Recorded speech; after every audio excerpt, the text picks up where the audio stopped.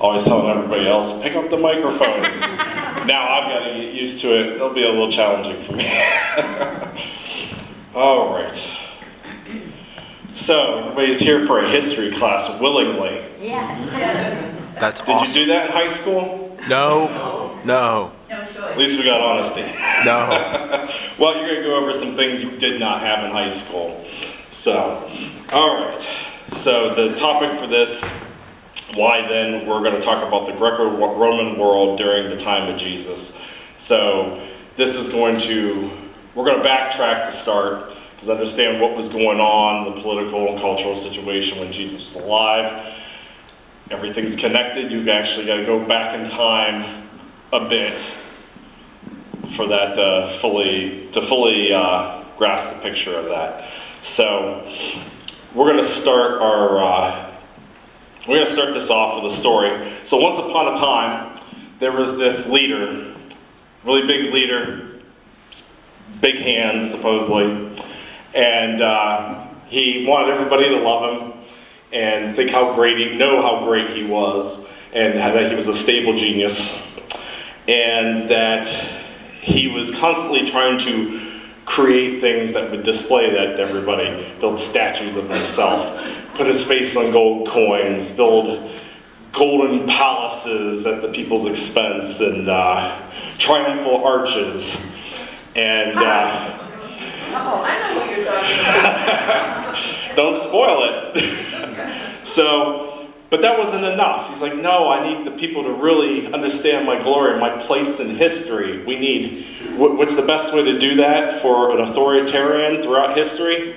Expand your territory. So he's like, you know what? There's this big island to the north. Mineral resources, strategic importance, could be good for trade. We ought to take that over. Who cares if the people there don't want us, or that everybody thinks it's a bad idea, and the military oppose it? I think we should do it anyway. Well, it didn't quite work out that way. So he's like, well, I can't take a loss, so I'll just tell people we succeeded in our goals that we originally had to begin with. Or some of the people who are, because he's got this group of zealots, sometimes armed, and he's like, well, we'll calm them down by saying, we actually won, we did take it, or something. He changes his mind often.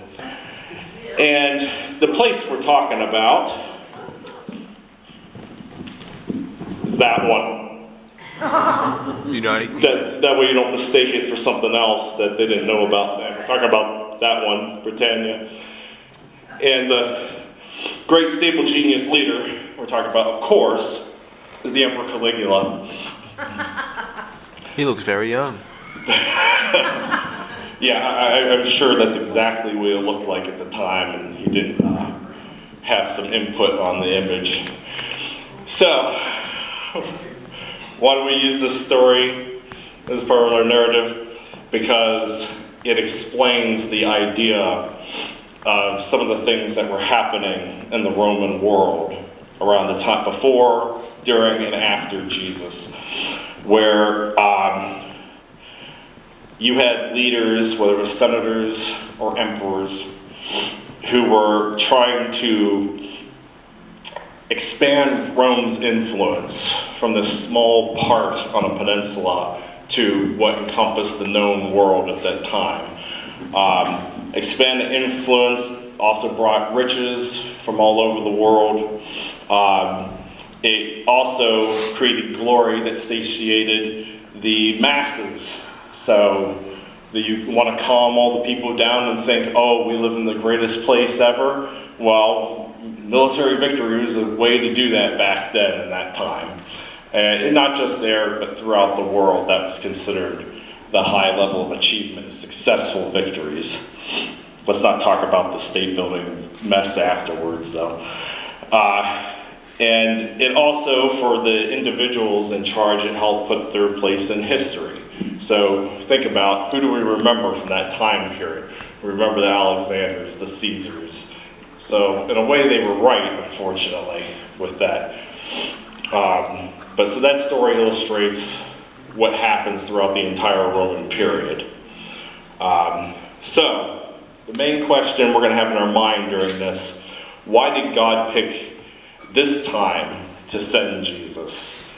Could have picked 2,000 years before, could have picked today. I think we're happy maybe he didn't with social media and AI, false stuff. Could have picked the Renaissance or any time. Instead, this was the period we're at. So hopefully we will give you some background to draw that picture for yourself to see why this was an excellent moment for Jesus to come and the message to then spread. Of course, with the history lesson, you gotta know your geography. So this is the Roman world today, roughly. So we all know, I know a lot of you have been to many of these places. So yeah, Italy, we're obviously gonna be focusing more on the east, Greece, Turkey, or as Anatolia as it was known then. And then we got Syria, Jordan, Lebanon, Israel. And off to the side, couldn't get in here, Persia, so Iran, Iraq today, which we all know in the news at the moment. Those are also important players, remember? And we got Egypt down to the bottom, which is an important player here. So that is our area of the world we're going to be concentrating on. So to start out, we're going back a couple hundred years briefly. So Judea under the Persians and Alexander. So the Persian Empire had, under the Achaemenid dynasty, which was created by Cyrus the Great, about 500 BC, they had run what is Judea, Israel, Palestine area, for a long time. If you remember in the Old Testament, Babylonian captivity, where many of the people were taken out of Judah and spread out there throughout the Babylonian Empire at that time. Persians come in and conquer that.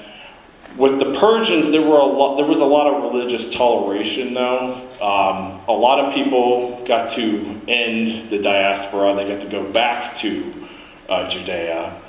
Many millions stayed out, but others were able to go back. They were allowed to observe all the religious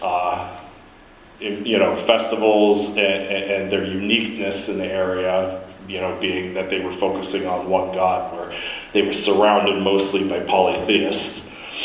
But under the early Persian Empire, they had a great deal of freedom. They were not independent in any way, but they had their own autonomy, and it was largely peaceful. So in the 330s BC, in comes Alexander the Great. We know the battle where he defeats Darius III and conquers much of the known world. In that time, he chips away, he takes Judea away from the Persians and goes on his way to his main goal, which was Egypt at that time. So under Alexander, he again decided, well, I'm not going to shake things up. Things are pretty quiet here, so I got further things to do in the east, conquering the rest of Persia and heading to India. So again, under Alexander, things are largely left alone. However, over the course of the next few centuries, you start seeing the Hellenistic influence. So Alexander dies young. And what happens to his empire afterwards? That doesn't usually get covered in history lessons. His vast empire is split up among his generals. And this period is known as the Diadochi. So you have four main ones in particular, and over the next couple centuries they start battling each other constantly, taking over little bits of their land, wiping out one of the kingdoms. And you end up getting the two in particular that we're focusing on are the Ptolemies in Egypt and the Seleucids, which their capital is based in Antioch in Syria. They control much of the area that is now Iran and further out, but they soon lost a lot of that. So the focus is in the Levant area, the Middle East. These rivals had a lot of disputes with each other. Sometimes the Jewish people would have to be involved with them. For a long time, the Ptolemies had controlled Judea relatively peacefully, but they had lost them permanently to the Seleucids in about 200 BC. At that point, we start entering the period where the more peaceable time ends. So under the Seleucids, when we get to King Antiochus IV, Epiphanes, which, and I don't know all the details with this, but apparently with some of the Hebrew and Jewish or early Christian scholars, he is usually referred to as the prototype of the Antichrist. I don't know quite all the details behind that, but he had many battles with the Ptolemies in Egypt and had failed miserably with them. So after he'd given up that venture, he decided, well, I'm going to consolidate the territory I do have so that I don't have more rebellions. Because if you're a rival kingdom, what do you do to the one you're trying to defeat? You inspire revolts and rebellions in there. So he decided to do a crackdown that affected Syria and Judea. And in that crackdown, there was suppression culturally, culturally and religiously that was the first of its kind in that era. And that included sacking of Jerusalem, which, by the way, hope nobody brought their flask, because every time I say Jerusalem's getting sacked, you wouldn't make it long if you were taking a shot every time. It happens a lot. So we're not even covering all of them. But in the temple gets looted, again, happens a lot throughout this period. So, but the Jewish and the Samaritan people are suffering persecutions that they had not seen in centuries, basically since the diaspora. So this inspires, of course, revolts. So the one that I think is more commonly known is that of Judas Maccabeus. So in 163 BC, he began a revolt. Technically started with his father, Mattathias, when he was forced to sacrifice to the wrong gods at the wrong temple. So he stood up for his faith, and his son Judas picked up from there and continued the revolt. They were trying to gain their independence from the Seleucids. He had a lot of great victories. The Seleucid Empire at this point had been very weak over the centuries, and it's basically Greeks ruling over a foreign land. So as you can imagine, you're always paranoid about your stability, and it's very easy to be weakened. Well, at this point, it was difficult for the Seleucids to keep their control. So Judas had a lot of successes with him, although he did die in battle. His brothers carried on the fight after. During this time, some scholars have argued they could have been more successful, but there was a split in the society with the traditionalists and the nationalists arguing, because, as I talked about, Hellenism had affected the people for a couple centuries at this point. As you'll see later on with the names that come up, everything society was being transformed. The purists thought, well, the Jewish faith is being weakened. There are some scholars that have argued that if it hadn't been for the revolt of Judas Maccabeus, that the Jewish faith may not have even survived. There were such changes to their culture and society at that time. So there was a lot of arguments about which way to go with this, and the Maccabees revolt was more on the zealot side. Bring back our Jewish culture and religion as it was, get rid of these foreign influences, no more exceptions for people who were sacrificing to other gods at other temples.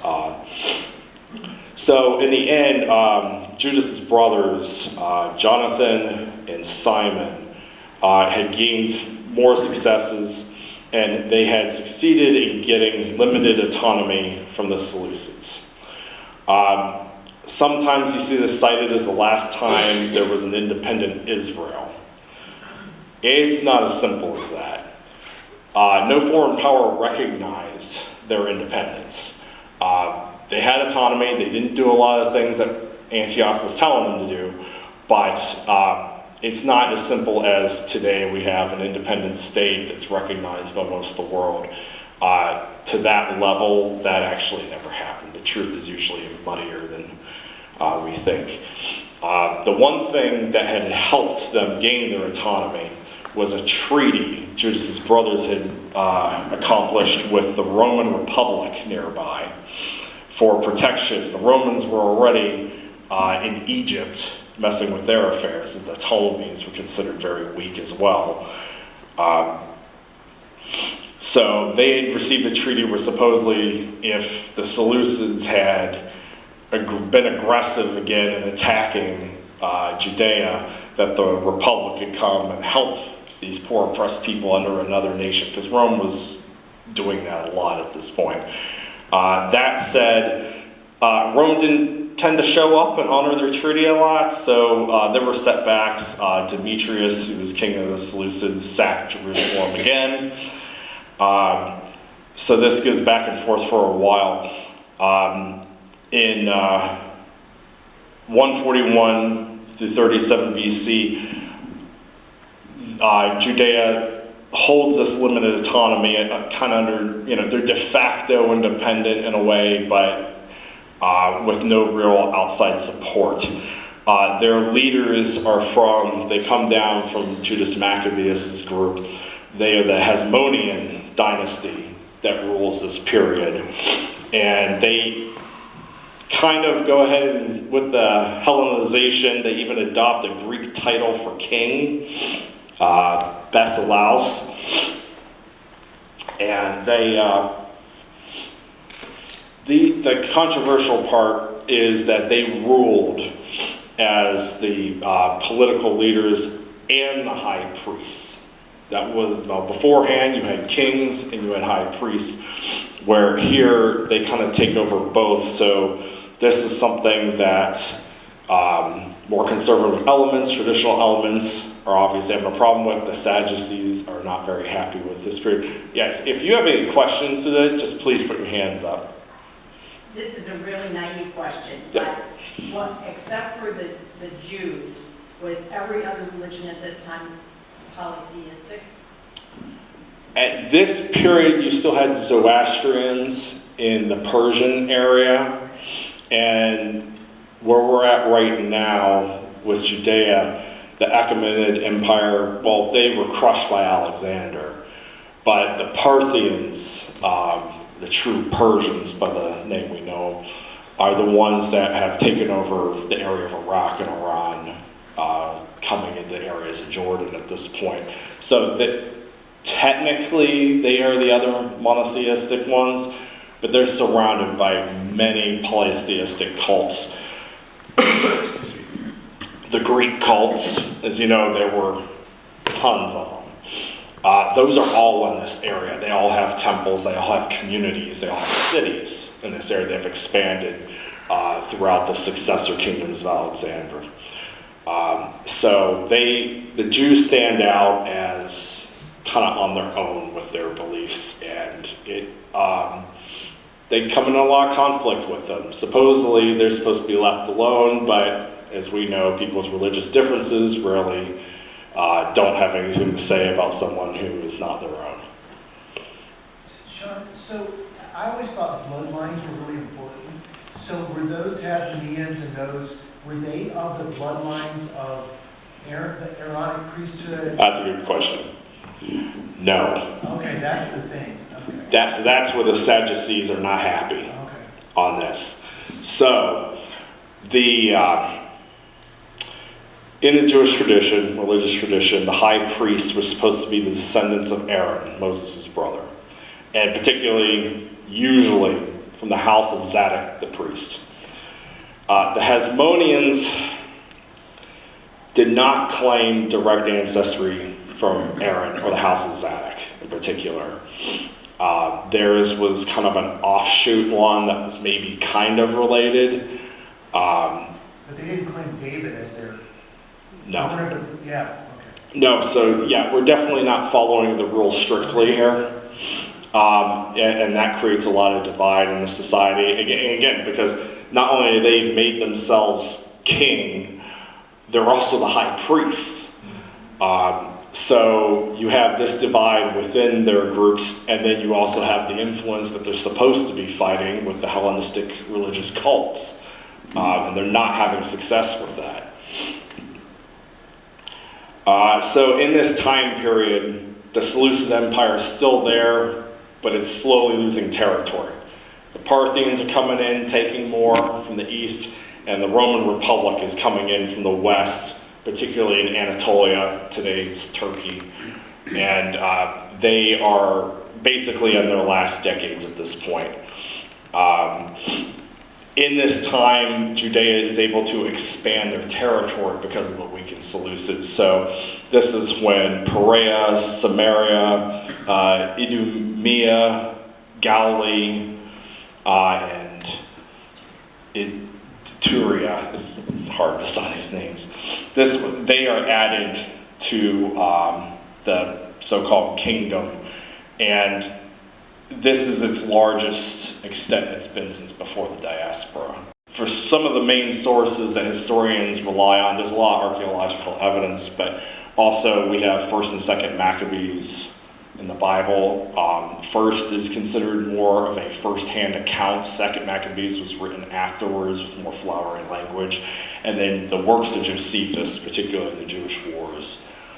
Josephus is a very important historian covering this entire period.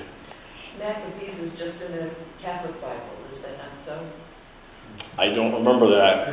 You're right. To be fair, I have a Catholic Bible on my desk at home. It's in the Apocrypha. Yeah. We can read it, but we're not supposed to use it for government. Yeah. Yeah, we're not supposed to use. You can read it, but you're not supposed to use it for anything official.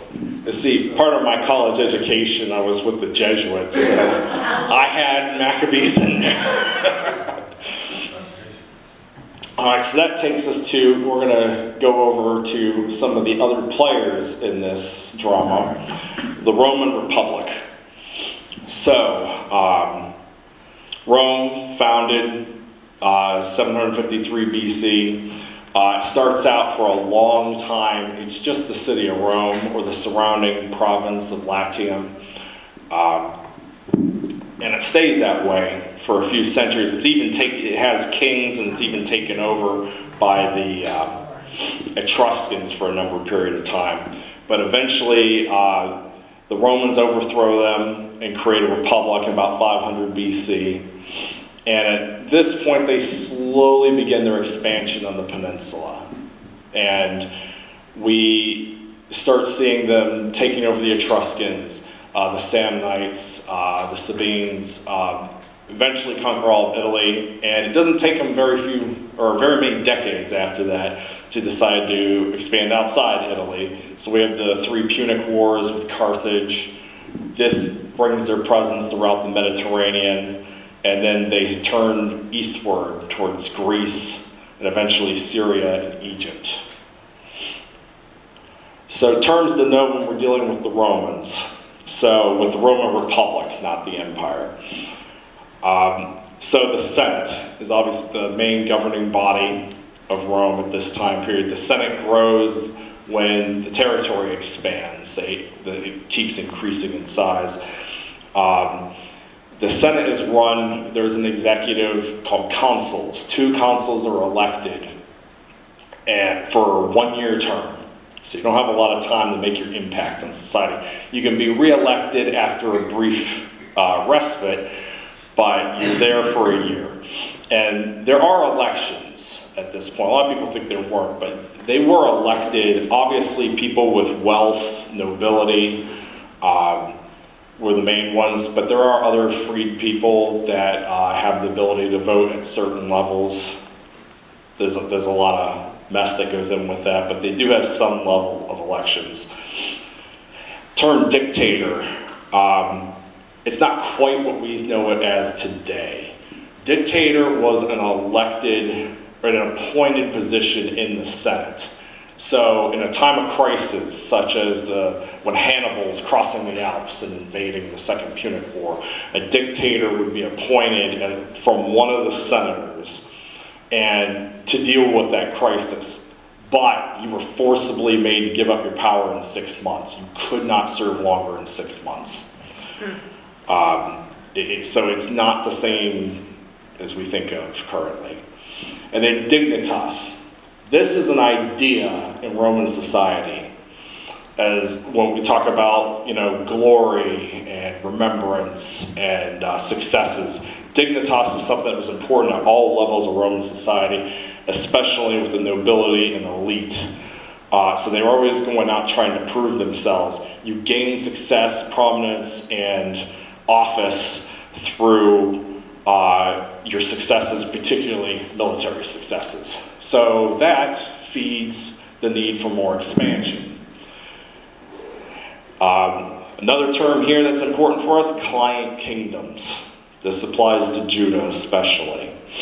The client kingdom in this time was a country or people with the appearance of independence, but within Rome's sphere of influence, a protectorate-like status, controlled or occupied by the stronger power, easing pressures of quick assimilation and ruling all aspects of society. So the reason why you would have a client kingdom is you're newly expanding eastward. You don't know the people all that well, or all the particulars of their culture and society. So you're like, well, we'll let you have your local leaders, as long as they swear allegiance to the superiors in Rome, and do what we tell them to. But the local leaders will be in charge of administrating your customs, your festivals, your cultures, and have a large degree of autonomy in a way so that we don't have to come up with a quick infrastructure for this society we don't fully understand. So this applies heavily to Judah. It also applies to the Arab region of Nabatea, so down here, Sinai, Saudi Arabia, and Jordan. So Petra, the ruins at Petra or Nabatea. And Egypt is a client kingdom for a while as well.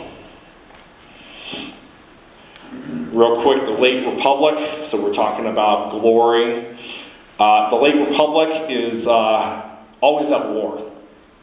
There are a few short years where there is peace, relatively. And a lot of this is showing the weakness of the Republic system itself. So we've got the Servile Wars in Sicilia. Those are slave rebellions. I know we talk about, Spartacus in our modern culture. Historians consider this a more critical threat to the Roman Republic at that time.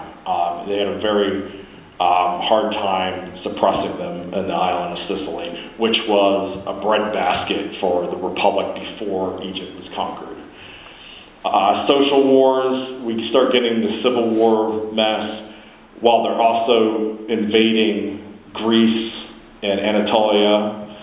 Then we get to 83, 82 BC, and we get to a serious war with Sulla and Marius. The important thing, though, about this is Sulla's the victor, and he is dictator, but this is the first time the dictatorship gets extended. He is dictator for several years before he does eventually willingly step down, but he puts through a lot of reforms that help the nobility, that pull a lot of people away from their ability to elect officials, tribunes or senators. And it dramatically weakens the Republic against future tyrants. And you'll see the importance come up shortly. That is immediately followed by Spartacus' slave revolt in southern Italy, at Capua, where he puts down several legions until a general finally leaves Spain in the name of Gnaeus Pompey. And we get to the period where the Senate is extremely divided and we have the first triumvirate. So this is formed between the generals of Pompey, Marcus Crassus, who's the wealthiest man in the Republic by far, and a young Gaius Julius Caesar. So this is when we start getting some familiar names here. So it's the line in the play, Kiss Me Kate, time to brush up on your Shakespeare. So Caesar forms his idea, according to the history he wrote, to form this triumvirate so they could bring peace and agreement on a number of issues that we won't get into. He is named consul at first to solve the rivalry between Pompey and Crassus. And after his consulship's done after a year, you look for another appointment. And usually it would be governor of a province. Caesar does the unusual thing of picking Gaul, which is not yet conquered. And this is where he has his famous invasions with the Gaelic tribes, Vercingetorix, etc. is captured. He comes back to Rome. The triumvirate breaks down. One, Marcus Crassus dies in a war he starts with the Parthian Persians. And Pompey distrusts Caesar's ambitions. Caesar has his own media publishing about his great dignitas he's accomplished in Gaul. And a lot of the people in the Senate fear that Caesar has ambitions to take over the Republic. So in 49 BC, Caesar crosses the Rubicon. We end up in another civil war. There are a lot of civil wars in this period. He eventually defeats Pompey in Greece. He flees to Egypt, is captured and killed. Caesar takes over for the next few years. He first becomes dictator for a year, then it's extended to 5 years. Remember, he's in charge of all the legions now, so there's no one opposing him in the Senate. And then he becomes dictator for life. And towards the end of that, he starts doing references, dressing, and having other people refer to himself as king. You can be a lot of things in ancient Rome. You can even be deified as a god, but you cannot be referred to as king. They had deposed the kings in 500 BC. That was the one word that would make them turn against you. What Caesar had done, he did do a lot of reforms that helped the general public. So he did have public support. The senators were the ones against him. The corruption in power for the last century plus. And they were the ones set out to get rid of him. So that leads us to, oh, wrong direction. That leads us to the infamous Ides of March, the assassination of Caesar. That's really funny. So, with Caesar's death, that leaves the remnants of the Senate, led by his general Mark Antony, and his adopted son, Octavian, who we're soon to know more about, and another general Lepidus. They, trying to create the peace and stop another civil war, they create the Second Triumvirate. And at this time, they are fighting the faction that had most been responsible for Caesar's death. So Brutus and Cassius faction are defeated. But anyone kept track of how many civil wars we've gone through? No. It's a lot. Civil wars are expensive, especially in a vastly growing empire that you expanded quickly and don't know all the people and you got a lot of problems with. So taxing the territories, your new territories, is very important.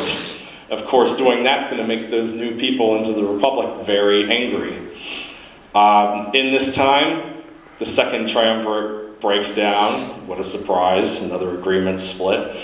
Mark Antony and Cleopatra are defeated, and Octavian is now the sole person in charge. And in a few years, he consolidates all the power to himself. He is not declared emperor.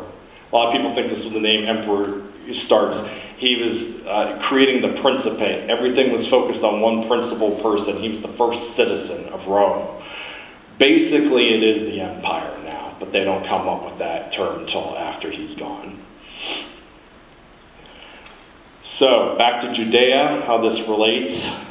We're almost at our stopping time here. So, Judea, In this time, there's civil war in the territory among the Hasmoneans,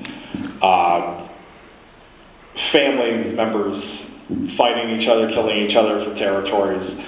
There were several different ones. In this time, we have the persecution of the Pharisees, who are against the Hasmoneans. There's a brief respite with the 9-year reign of Queen Salome Alexandra. Notice the Greek name. That is common among this dynasty. She brings peace to her family and the kingdom for a while as a failed attack on Syria. But when she dies, the trouble comes back anew with her sons. Aristobulus had tried to overthrow her. And actually, this is probably a woman who deserves a higher place in history, honestly, for what she had to go through. So these are Jews? Yes. Okay. All right. Yeah, we're in Judea, and this is the ruling Hasmonean dynasty. So the Jews had a queen? It did. I didn't know that. Which, of course, then upsets the balance with who's the high priest, because with their rules, the woman could not be the high priest, so she had to appoint someone else in that time. But after she passes, we go back to them claiming both titles. Her one son defeats his brother, Hyrcanus. Hyrcanus decides to go to neighboring Nabatea in the south and ask the king there for 50,000 troops to help him besiege Jerusalem. And basically the civil war is at a stalemate when we get to 63 BC. So at this time, in comes, remember, Pompey, the general. So part of his dignitas that got him to his fame was destroying the Seleucid Empire once and for all. The Seleucids are defeated in Pontus. He goes down, takes Syria as conquered territory for Rome, and then intervenes in the Judean War by aiding Hyrcanus. That's the one he basically decided to help that would benefit. The other brother had supposedly asked for help from the Parthians, who were an enemy of Rome. So Pompey lays siege to Jerusalem, another siege. The Temple Mount is besieged itself for 3 months, heavily damaged. And it is said there were 12,000 defenders slain, many of which within the temple. And Pompey does the one thing you do not do. He enters the Holy of Holies in the temple. So, hello Judea, welcome to Rome, and the introduction is one that makes them very, very angry from the outset. Pompey claims Judea and Syria for the Republic as client states, so this goes to client kingdoms. Hyrcanus is restored to the high priest, but he is not given the title of king. He is given a title of ethnarch, which basically is you are the leader of a nation of people, an ethnic group. But there's a clear distinction from king. They're not willing to give him that authority. They have to let them know that they are now under the control of Rome. Last part we're going to cover real quick. So the Tetrarchy is formed where the territory is split in 4. Among the different Hasmonean leaders. So in this time, Aristobulus had escaped and began a rebellion against Rome, and had some success before Mark Antony had captured him. He was later released, though, by Caesar. They didn't execute him, because you never know when something changes in a war amongst family and you need the other person all of a sudden. So Caesar uses him, releases him, because he was the enemy of Pompey. Unfortunately for him, Pompey got to him first and killed him. So, but that was part of Caesar's plan to destabilize Pompey in their civil war. His son, Antiochus, another Greek name. All these names of these Hasmoneans are Greek at this point, if you notice. He led a revolt of his own for 3 years after there was excessive taxation by Antony and Cleopatra. And excessive, I mean, they were paying for their own part of their own civil war eventually with money from these territories. Cleopatra wanted Judea as part of her territory and kind of sweet-talked Antony into trying to make it happen. The amount of intrigue that happens between the different parties in Rome, in Judea, and Nabatea, and Egypt is so mixed, confusing, and the assassination attempts, the intrigues. Remember that series Game of Thrones that was out years ago? This makes that look like a Mother Goose story. Wow. Like, this is a level, and you think about where are the common people in this? Whose side do they take? They're just kind of sitting there like, well, we got to wait and see what plays out, but they're affected by all of this that's going on.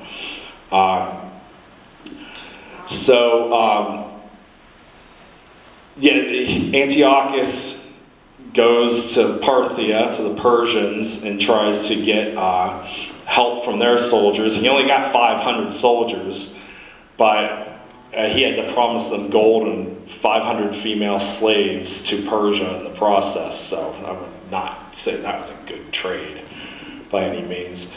Antiochus, though, was successful and was proclaimed king and high priest by the Parthians.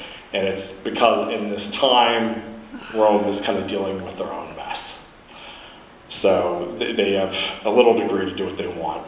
We're going to leave it here. Next time we pick up, we're entering Herod.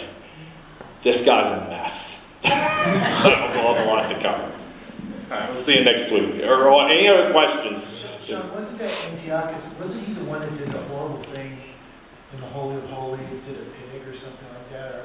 Or isn't that Antiochus Epiphanes? Or is that a different story? I think that's Antiochus Epiphanes when he sacked Jerusalem. Yeah, he did something really awful. And that he sacrificed a pig on the altar. Oh my God. Yeah, and that might be part of the reference towards the Antichrist. With that, Epiphanes was considered a very smart state builder, but with periods of madness. Epiphanes was actually turned into a joke by the local period. I forget what the term they used in Greek, but yeah, it's a messy period. Anyone else have any questions on this? And this is all Thank you. without social media. Yeah, you don't need social media to cause disinformation and disharmony and everything. You just have to go to your neighbor's house across the street and say, hey, here's what so-and-so did. Or you get these leaders that bring their crew, their gangs together and like, hey, go spread the word out everywhere. Yeah, you didn't need social media for this. Thanks, John. Yep, all right, we'll see you next week.